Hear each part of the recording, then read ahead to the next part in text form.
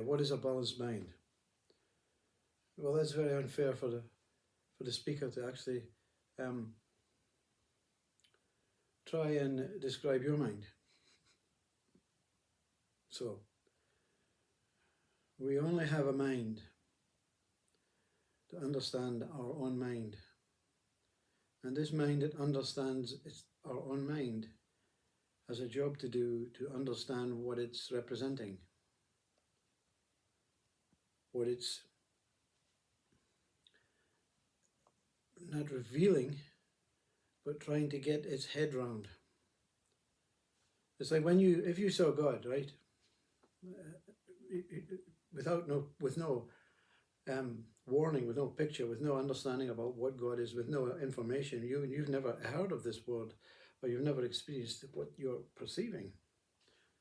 Your mind cannot come to terms with what it sees until it gets some sort of time and confirmation from others, or a sharing of information, or a sharing of, so it cannot actually describe that what it saw, because it has no former understanding of it. I mean, if you see a car drive past you, you know it's a car, because it's been institutionalized, it's been conditioned, without the name car, with the first time you saw a car, you didn't, wow. So without the name, without the identification, without the information that's stored in your brain, you can't describe anything. You're describing what others have told you that it is. And you're passing that description on to your children and their children. So all we're doing is sharing about someone originally who started thinking about giving things names, giving names and identifications to. You're not experiencing anything new. But when you experience that newness, when you experience that new mind, experiencing that new experience that you cannot share, that's unshareable, your mind it will try its damnedest, its hardest in every aspect, using every sensory activity, every perception, every image, every sound, every shape, to try and say, this is what it was like. So the mind is not the most accurate tool to what you are, because you are that what the mind sees and tries to represent by giving you a body. It sees something and it says, I want to paint, like an artist sees nature. It says, I want to paint nature. I want to paint what I see, what I perceive. And it spends years trying to mix up the right colors to get an identical representation of what it is. But it changes, you see. Nature changes. So if you're trying to get an exact replica, how can you do it? Even in 20 minutes of painting nature, it can change from a sunny day to a cloudy day. It can change from the wind changing direction. It can change, the colors of everything will change through the sun and the light and the time, what we mind relates to as time. So you never get an exact replica of that moment. And that's the moment, you see. And the speaker's not here to defamate what we do as painters. I paint. I know it's not going to be the truth of what I see, or perceive, or feel, or touch, or experience. So I'm not doing nature justice. I'm not doing myself justice as a mind. Because a mind can never do itself justice, because it cannot replicate that what it sees you as. So my mind has kind of went away on vacation for a time to digest a specific experience, and then it's came back and there's a negotiation. Mind says, I can't do it. I can't replicate that experience.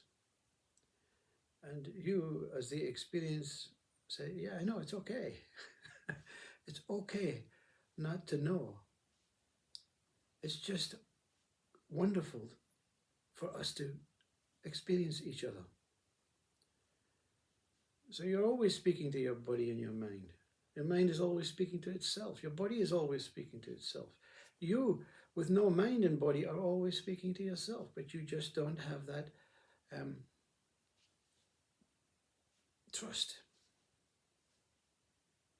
because you trust other minds. You trust that the mind is accurate. You trust that your brain is accurate. You trust that your body is accurate. All of these things are representing that what cannot be seen as exactified accuracy. Because like nature, you're changing. Your true self is changing. Your mind gets confused. It has to deal with different changes. And the body has to get confused, so it makes you look differently every day. It's trying to paint a picture of you every day. And you have billions of photographs and you look, wow, I look so much different yesterday than I did today. My eyes are weary. And we put it down to our foods, and we put it down to our culture, and we put it down to our weather, and we put it down to our experiences.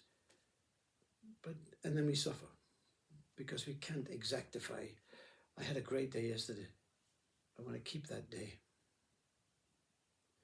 So when you become the change, when you allow the change to formulate within you, and you pay no attachment, there's no attachments, associations, there's not a me changing, there's just change changing.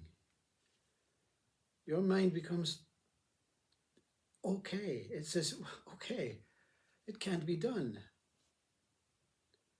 So many people who want to find some relationships with, say, like Buddha or Jesus Christ, they spend their whole life trying to look for that what is already installed within them, because they're looking at a form, a period of time, an object, something that has moved through centuries.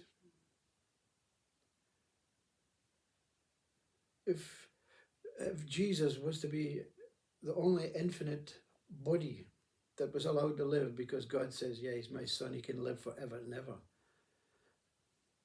And he's walking through your area. Will you know him? Will you know who he is? Until someone gives him a name. That's Jesus. How do you know? Johnny told me.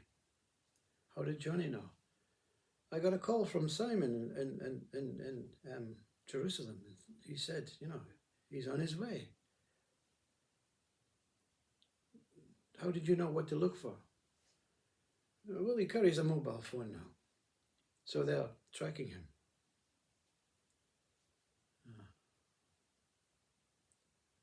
So we're trying to track each other for a permanent life. And the change is permanent. When you become untrackable, when you become unlocatable, when your mind starts stopping to search through who am I, trying to locate you within, you see, you realize that your mind, you're always hoaxing your mind. You're always trying to tease your mind to find something new about you. So you create an idea, see if the mind can find me as emptiness. So the mind goes and investigates, because it's the mind that is self-inquiring, and the mind starts saying, who am I, who am I, who am I, who am I? And then something miraculous happens, and the mind says, my God, I found you, but I don't know how to describe you. And you say, that's okay, I was just playing with you, just making sure that you weren't trying to exactify me.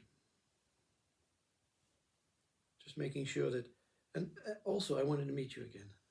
Let's have a cup of tea together. Let's sit down. Let's reminisce. Let's look at how we have created this wonderful relationship. So you become that triangle, that body, that mind, and that what you truly are. and you merge and you become one and everything's okay. The mind doesn't bother you anymore and you don't bother the mind. The body works on its own. Both the mind and you start saying, okay, the body is what brought us together, so the body needs some time, it needs some attention, it needs some care. And so you spend the rest of your life supporting your body, mind and soul, or mind and consciousness, whatever you see yourself truly as.